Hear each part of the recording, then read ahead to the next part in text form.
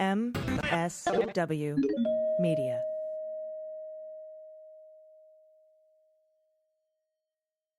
Thanks to Avast for supporting the Daily Beans. With Avast One, you can confidently take control of your online world by helping you stay safe from viruses, phishing attacks, ransomware, hacking attempts, and other cybercrimes. Learn more about Avast One at avast.com. News with swearing. Daily Beans, Daily Beans. Daily Beans, Daily Beans. Hello, and welcome to the Daily Beans for Monday, September 12th, 2022. Today, Stephen Miller and Brian Jack have been subpoenaed by the federal grand jury investigating January 6th. Ukrainian officials relied on U.S. intelligence to plan their counteroffensive. The executive editor of The New Yorker says his sources claim the Department of Justice planned to put Christina Bobb and Evan Corcoran in front of the grand jury. And Donald and the Department of Justice submit their recommendations for a special master as we await the judge's decision on the department's motion for a stay. I'm your host, Allison Gill. Hey, everybody, it's AG. Dana is in the air. She's traveling today. She'll be back tomorrow morning.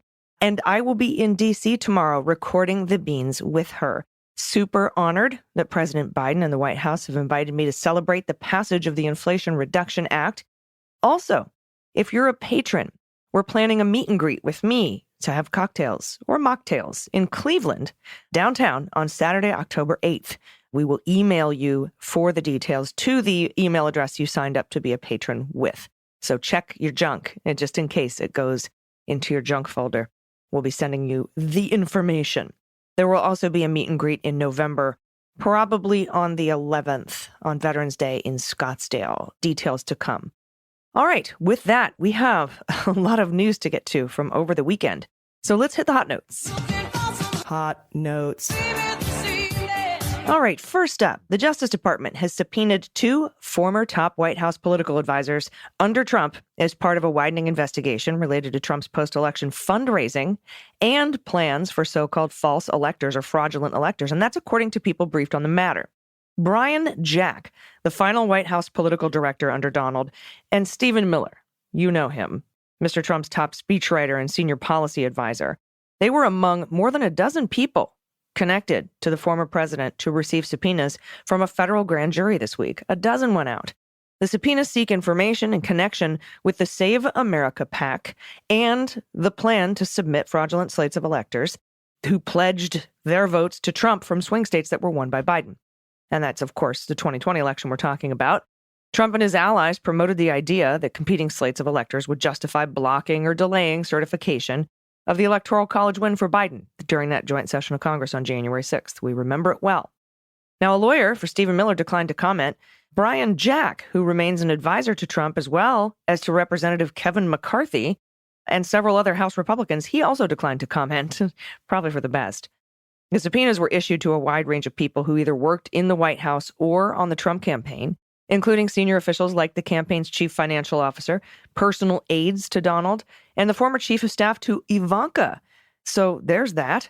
The Save America PAC was formed soon after Election Day in 2020, as Trump aggressively raised money on his baseless claims, the big lie. And that's also, currently, as we know, being investigated by a federal grand jury.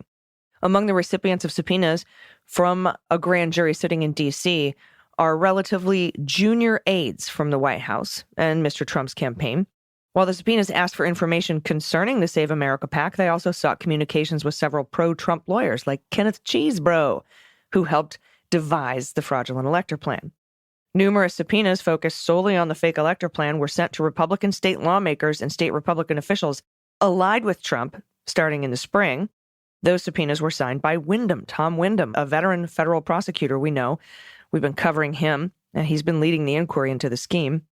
At least one of the new subpoenas bore the name of a veteran fraud prosecutor, and still another had the name of a third federal prosecutor, Mary Dorman, and she's been working in recent months with Mr. Windom.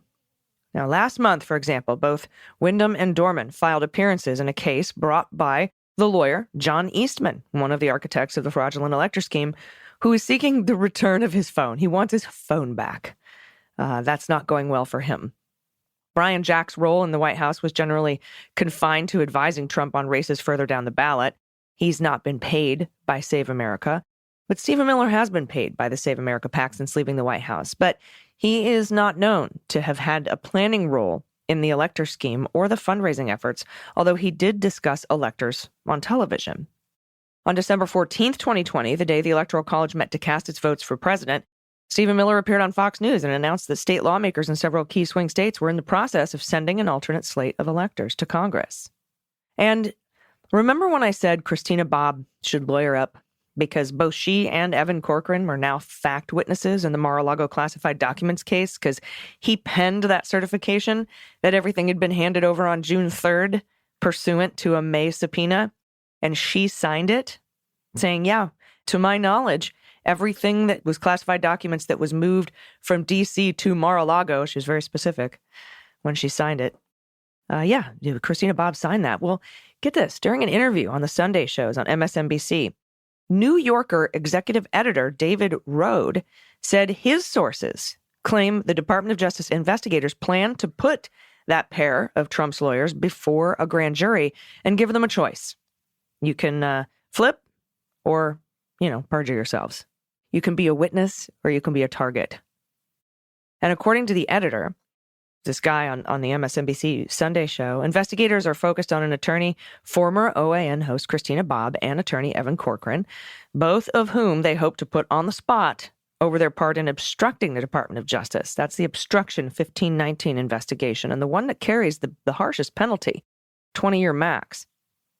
Now, as the Washington Post reported, the evidence laid out by the Department of Justice suggests they could build a legal case that Trump attorneys Evan Corcoran and Christina Bobb obstructed the government's investigation, allegedly telling FBI agents and prosecutors they had handed over all the classified documents when, in fact, many remained in Trump's possession at Mar-a-Lago. As Rode pointed out, that could be trouble for both Trump and the attorneys. Quote, "It is a really serious thing to bring a case, most importantly because you don't want to prosecute Donald Trump and have him acquitted at trial." And this was him talking to Ali Velshi. "My sense," he continued, "is that they're just going to, as one person told me, investigate the heck out of this case, Mar-a-Lago and January 6th, which we kind of knew. Quote, "These prosecutors are very good at this. The FBI is very good at this, and they're going to try to flip witnesses. The key thing you're talking about is the jeopardy that his lawyers in the Mar-a-Lago case face. I think they're going to put them before the grand jury, Corcoran and Bobb, and get them to answer questions under oath. They will either implicate Trump, saying Donald Trump told me all the classified documents had been turned over when they had not, and if they lie, they will have implicated themselves in a crime." Pretty much word for word. I guess the editor of New Yorker is listening to the beans. Hey, editor of New Yorker, how's it going? This is what I thought the Department of Justice would do. It sounds like they're doing it.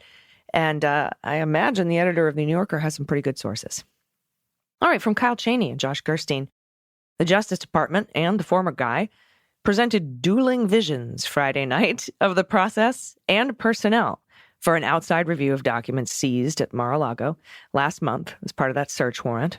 Prosecutors and lawyers for Trump each presented two options for potential special master. And I gotta say, their picks on the Trump side are pretty awful. At least one of them is. But they didn't go the way I thought they would go. I thought for sure that Jim Trusty would have put forward himself because he sort of hinted at that during the hearing when we read those transcripts.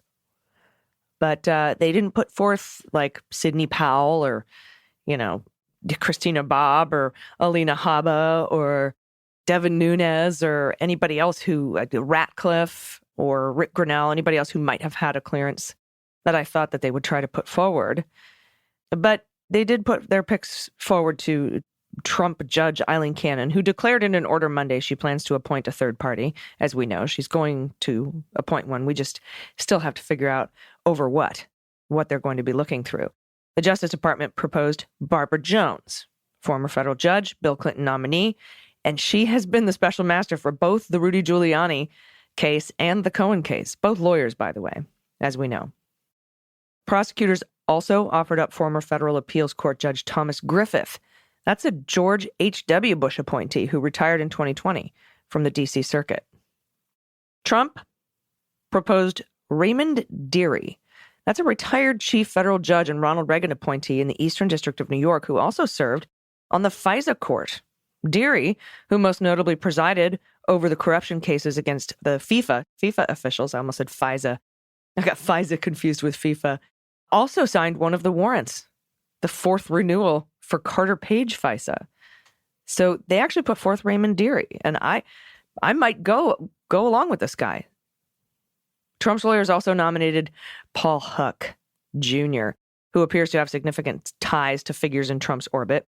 Former Jones Day attorney, advisor to Charlie Crist in 2007, 2008, serving in his administration at the same time Trump's current attorney, Chris Kise, was advising Crist, who was then a Republican, but is now a Democrat. Huck is married to Barbara Lagoa. She's an 11th Circuit Appeals Court judge. Seems like a conflict of interest. The three-judge panel is soon expected to consider DOJ's appeal of Cannon's special master order. So that's a little bit of a weird one. Another disagreement emerged over the timeline of the special master review. DOJ wants the review to be completed by October 17th, while Trump's attorneys argued it would take more than twice as long, requesting 90 days. Of course, this is their whole point, is to delay this. I'm just happy that we have that 60-day blackout and these delays can run concurrently. And like I said before, there's other stuff that can come out in the meantime, either through a Gang of 8 briefing or more redaction bars coming off of the unsealed search warrant affidavit. Cannon will now consider all the proposals as well as the DOJ's broader objections to the special master review before deciding next steps. Prosecutors have said if she does not act by Thursday of this week on their request to carve out the classified documents from the special master review and the stay that she put on criminal investigations but not national security risk assessments, which, as we know, the DOJ said those are inextricably linked. But she has to decide that too. And if she doesn't by Thursday, they're going to appeal to the 11th Circuit, which is Atlanta-based. Justice Department has also asked Cannon to lift the portion of her Monday order that bars the investigators from reviewing the documents. So far, neither side appears to have formally rejected the other side's special master candidates, but prosecutors told Cannon that they'd only gotten Trump's names right after 6 p.m. on Friday. The main sticking point in the special master plans laid out by both sides seems to be that set of 100 documents with classifications markings, like top secret. In connection with their appeal filed Thursday, prosecutors are asking that the potentially classified records be excluded from the review process that the special master would undertake. Trump's attorneys say that material should also be subject to assessment by the special master. They argue that Trump has the right to see and potentially assert executive privilege over any classified records that qualify as presidential records. But he doesn't. There is no executive privilege for classified documents. That's stupid. Notably, in the Friday night filing, Trump's attorneys once again did not echo Trump's claim that he had declassified any of the materials he possessed at Mar-a-Lago. And that's one of the things that this DOJ, their motion for a stay over those 100 classified documents, sort of dares the Trump team to do. We dare you to say these are declassified. Go for it. Another point of disagreement? The bill. Who's going to pay the bill? Prosecutors say Trump should bear the entire cost since he's the one who requested the independent arbiter. Trump's team wants to go Dutch, with each side paying half the bill. The next action in the legal fight is expected this morning, when Trump's attorneys face a deadline, 10 a.m. Eastern, to respond to the Justice Department's request that Cannon exempt the records with classification markings from the special master's review. Trump's lawyers signaled Friday they plan to oppose that carve-out. It'd be interesting to see what their argument is for a special master to review classified documents that belong to the executive branch and are necessary for two essential functions of the executive branch, criminal investigation and national security risk assessment. And special master is somebody who goes through stuff to give things back to people who were searched. Like in the Rudy case, anything she found that was attorney-client privileged, she'd send back to Rudy. But in order to do that, Donald has to prove he has possessory interest over these 100 classified documents, and in no universe does he. But the Department of Justice, like I said, has an ace up its sleeve. As Marcy Wheeler has pointed out, both houses of Congress are back in session this week, and the Department of Justice mentioned briefing the Gang of 8 in its filing. They have also gone back to Judge Beryl Howell to ask to unseal more of the search warrant affidavit before Judge Reinhart, who's the judge that signed off on the search warrant and released the redacted affidavit. Even with Judge Cannon's injunction, nothing is stopping the Department of Justice from briefing the Gang of Eight as part of an ongoing national security risk assessment, right? That's not part of a criminal investigation. That's what they're temporarily blocked from using these documents for. Although if for some reason this judge decides that a special master needs to go through them, then that might delay a briefing. But of course, the intelligence community already knows what's in there, and they don't need the documents to brief the Gang of Eight. So anyway, and Congress doesn't do criminal investigations, so that's not part of, the criminal investigation stay. And nothing blocks a Democratic member of the Gang of Eight from telling us what they learn in a briefing by the intelligence community. Except, of course, they wouldn't tell us what the classified information is. So between the Gang of Eight briefing that could take place and the unsealing of additional information, including information about the subpoenas for additional documents that happened in May and the Mar-a-Lago surveillance video subpoena, we could learn substantially more than we already know. Again, none of which we would have learned had Donald kept his mouth shut. And as Marcy points out, this will keep the news of the stolen classified documents a point of discussion leading up to the election, during which the Department of Justice will not make any overt investigatory moves. I know everybody wants Donald arrested, but I don't think they're going to do that 60 days in the run-up to an election, even though he's not a candidate. He's the head of the party, and he's endorsed several. I think they're going to err on the side of caution on that one. But this is rather brilliant if they decide to go that route. Brief the Gang of Eight and unseal additional information. Because it's Trump who's demanding all this. And let's go over to Ukraine. Senior Ukrainian officials stepped up intelligence sharing with the U.S. counterparts over the summer as they began to plan the counteroffensive that allowed them to make dramatic gains in the Northeast in recent days. A shift that allowed the United States to provide better and more relevant information about Russian weaknesses. That's according to American officials. Throughout the war, the U.S. has provided Ukraine with information on command posts, ammunition depots, and other key nodes in the Russian military lines.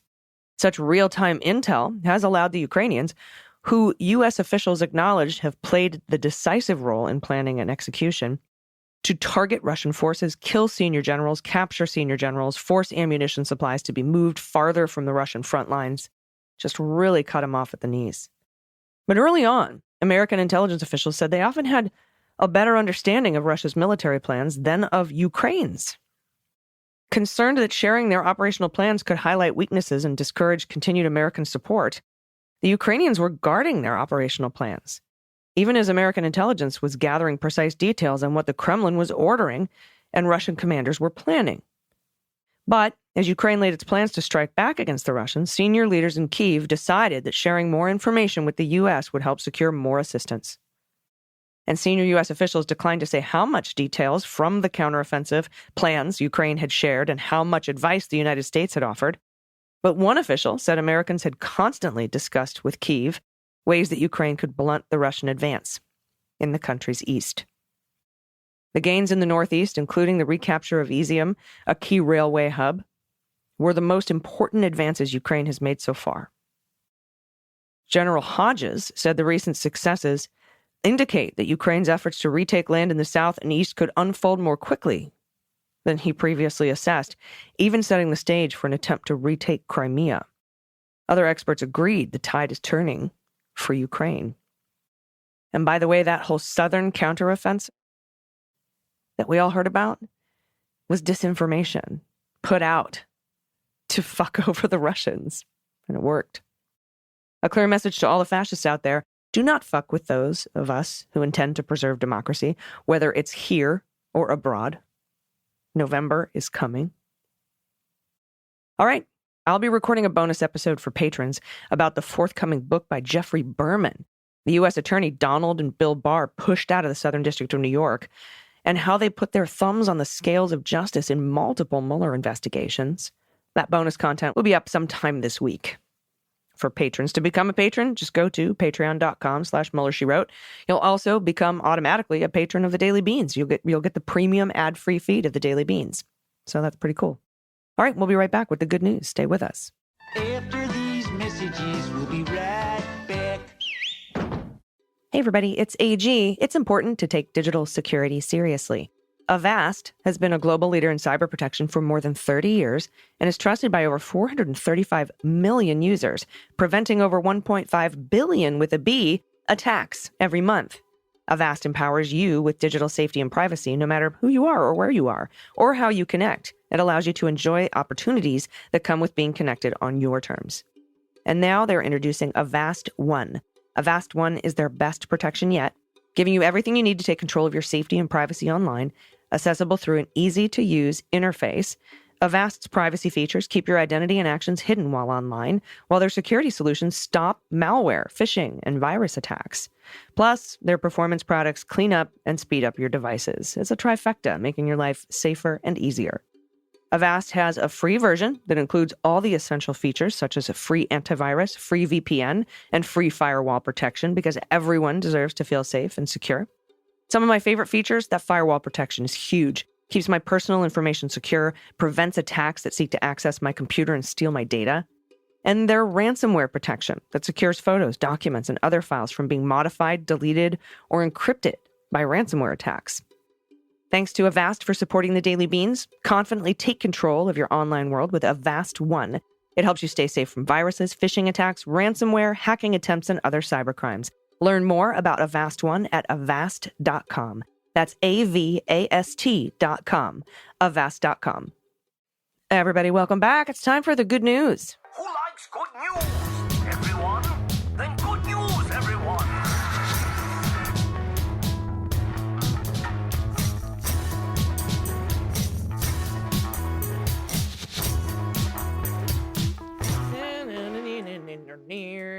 Good news, good news. And if you have any good news, confessions, corrections, Halloween photos, I take them all year, but it's coming up on Halloween again. Might as well keep sending them. Any holiday photos, actually, that you want to send. Happy place photos, shouts out to people that you love. The plural of shout out. Anything you want to send us, do it at dailybeanspod.com. Click on contact. I also love to play What the Mutt. Send in your picture of your rescue pup, and I'll see if I could figure out what breeds, are in there. I'm very bad at it, but it's fun for me anyway. And plus I get to see doggy photos. Heads up, season 4 of Prevail with Greg Olear is out now. Go see it. Greg's guests on this premiere include Craig Unger, friend of the show, author of American Compromise. Don't want to miss it. All right, let's go. First up on the block, Anonymous, pronouns she and her. First-time writer, 9-month listener. Allison mentioned D&D last week, so I wanted to write in to tell you. I played D&D for the first time yesterday, Saturday, September 10th, 2022. I had so much fun.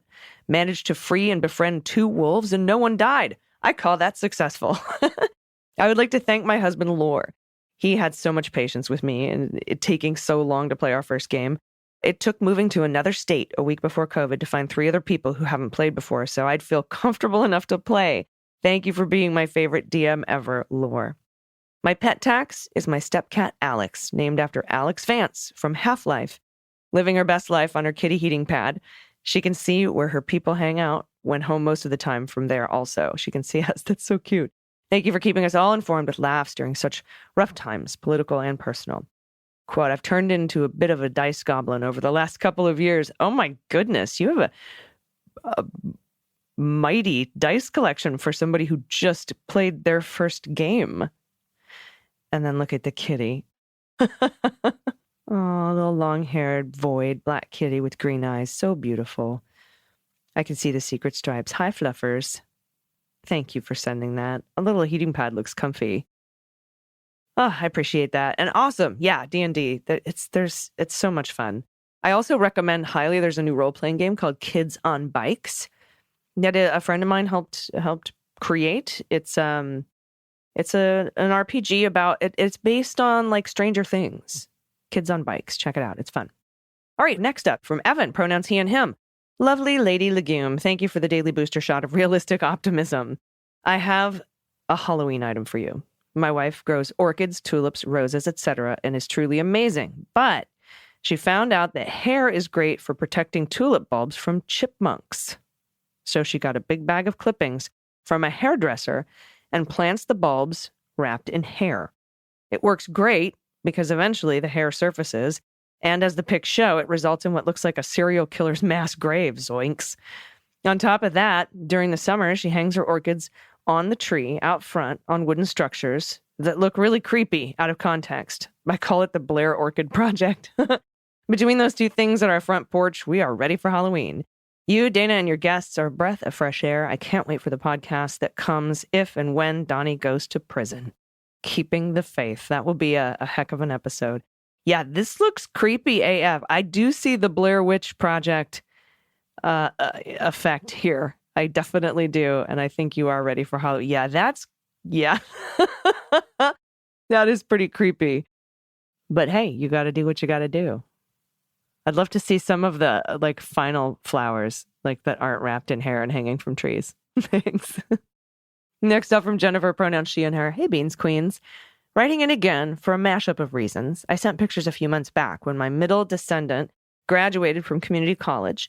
They have transferred on to their next school where they will complete their bachelor's and then go on to their master's in PsyD. Anyhow, they made me a dog grandma this weekend, and now we can play What the Mutt. Awesome. Meet Jabari, who was found on the side of a freeway somewhere in southern North Carolina. The vet says he's about 7 to 9 months old. He is such a good boy. He took the 3-hour car ride back to Richmond, Virginia, like a champ. My other bit of good news is that I'm participating in my first art show at a local gallery next weekend. I fell in love with and found my inner artist during the COVID lockdown. Since finding resin and pour painting, I have found a new love that fills my empty nester time. I still feel like a bit of an imposter calling myself an artist since I'm an accountant by day, and those two identities don't normally go together. Jennifer, let me tell you something. I was a tattooed comedian and also a PhD government executive, so you are an artist, I promise. Anyhow, she says, I can't wait to hear your take as to what kind of dog Jabari is. Look at this baby. Oh, I wish Dana was here. She always helps me with these so much better. Definitely Chow in there, although it doesn't look like it. Pibble, Staffordshire, I'm going to say. Pibble, Staffordshire, and Boxer. Pibble, Boxer, Staffy, and Chow. Those are my guesses. Maybe Lab, but probably not. Oh, there's no answer. You didn't send in any answer. No breed info attached. So, hey, I must be right. But thank you for sending in this beautiful baby. And these paintings are beautiful. They remind me of abalone against a night sky. You know what I mean? Know what I'm saying? These are just truly, and I love the tile behind them as well. That's really lovely. It's kind of almost like Hubble or Webb photos. These are great. Thank you for sending that. And yeah, everyone's an artist. Come on. Next up, Michelle S., pronouns she and her. Hello, Beans Queens. I haven't written in a while, and I want to share a bit of good news with you. I tend toward loquaciousness, so this will be long, and for that I apologize. I hope my storytelling abilities make up for it. Content warning up top, as this starts gnarly, but ends on a high note. Many of our good news stories do, Michelle. My birthday was in late August, and my darling husband had plans to take us to an Orioles game for baseball, crab fries, and Bo-Ritas. As he had the day off, he decided to be industrious and clear fallen branches in the backyard with a sharp hatchet. Uh-oh. While I was on a call, I heard him yell my name. As we were both musicians, I paused, as the pitch in his voice was unlike I'd ever heard. I brought my phone and rushed down to the basement, whereupon I saw him on the basement floor, door ajar, his shirt off, wrapped tightly around his foot, around which, content warning, blood was pooling. Turns out as he was splitting wood, he caught the top of his left foot with this incredibly sharp hatchet. The years-old lifeguard training within me activated, and I instructed him to breathe calmly while I called EMS. In less than 5 minutes, 6 gloriously attractive first responders were in our home tending to him. They took him to the shock trauma unit, while I quickly called my boss and explained that I, too, would be taking my birthday away from work. Remembering to grab his health insurance card, I followed the ambulance, got myself a Veni white chocolate frappe at the Starbucks in the hospital, and alerted assorted family members to the news while waiting for 2 hours in the waiting room. When I was finally escorted to his bedside, a calm, handsome orthopedic surgeon, boy, you were really going after all the doctors and first responders, was repairing his wound. I got pictures because my mother's a veterinarian and I would watch her perform surgery on her patients, so this was fascinating to watch this man work. David was in good spirits, as he hadn't broken any bones, merely cleanly severed the tendon in his big toe. The attending nurses, who observed the procedure, were also wildly attractive, and while David continued to apologize for ruining my birthday, I kept assuring him that all was well. You're going to be okay. You didn't break any bones, and I've been surrounded by pretty people all day. Trust me, dear, I'm fine. Plus, a 32nd birthday is not that notable. Yes, it is. Happy 32nd birthday. The surgeon stitched him up, gave him all kinds of gauze, betadine pads, and wraps. He was fitted with a leg boot and crutches, prescribed amoxicillin, and home we went. His stitches come out this coming Tuesday. That's tomorrow. I know he'll be ready for them to come out. Now, here's finally the good news. His favorite band, Blind Guardian, had announced in 2020 they would tour off one of their albums in full Germany. Because of a certain virus, the band kept pushing back the dates until it was finally scheduled for September 2022. We had these tickets for 2 years, and we weren't about to miss a chance to go to Bavaria and see them perform. I'm very pleased to say that with the help of a knee scooter, coordination with the airline, and the wondrous efficiency of Deutsche Bahn, he and I were able to make it to the show and enjoy a long Labor Day weekend in Munich. As a bonus, we were also able to see one of my bucket list places, Schloss Neuschwanstein. Schloss Neuschwanstein Castle. I'm pretty sure that's what that is. He powered through that intense hike with the scooter for me so I could see this castle and take the picture I've included. I was right, it's a castle. I think that's what Schloss means. It's been a while since I've been there. I couldn't be more blessed than to call this man my husband, the one whom my soul loves. If you hear this, Kiriste, I'm probably pronouncing that wrong. I know I love you with every cell in my being, and I will count it among my life's highest blessings that you climbed that mountain with me to see this magnificent sight. Now, there's a link here. What happens if I click on this? Oh, no, it's a redirect notice. So I think it might have been a pronunciation key of Kiriste. I hope I'm pronouncing that right. Anyway, thank you, AG and DG, for letting me share this with you. We're now back from our travels and ready to exert our efforts to flip Pennsylvania's Senate seat and making urgent calls from our little corner in Maryland. Keep up the good work, and remember to take time for yourselves to see the sights you've long wanted to see. AG, go to Iceland at your earliest chance. It is otherworldly. All my love to you both. And there it is. There is the Schloss Neuschwanstein. It is beautiful. How do you even get up there? Wow. Absolutely beautiful. The sky is blue. The green, just forever. Thank you for sharing that. And I'm glad his foot's okay. And happy 32nd birthday. And thanks to everybody for sending in your good news. If you have good news, please send it to us. We're going to need it this week. There's going to be a lot of news. It's not going to slow down, I'm afraid. I know we're going to probably get some more committee hearings in the coming weeks. And then, I don't think that we're going to see some more from this affidavit. We might learn more about what kind of documents were stolen. Maybe that some were lost. Maybe that some were compromised. So we are going to need the good news. Send it to us at dailybeanspod.com and click on contact. I'll be back tomorrow with Dana from DC. And yes, I will take pictures. And thank you, everyone who listens to this show. It's because of y'all that I get to go to the White House. So I feel like you're all going with me. So I will definitely be posting a lot of photos. And I could not have done this without you. So thank you. Until tomorrow, please take care of yourselves, take care of each other, take care of the planet, take care of your mental health. Vote blue over Q. I've been AG, and them's the beans. The Daily Beans is written and executive produced by Allison Gill with additional research and reporting by Dana Goldberg and Aimee Carrero. Sound design and editing is by Desiree McFarlane, with art and web design by Joelle Reeder with Moxie Design Studios. Music for The Daily Beans is written and performed by They Might Be Giants, and the show is a proud member of the MSW Media Network, a collection of creator-owned podcasts dedicated to news, politics, and justice. For more information, please visit mswmedia.com. MSW Media.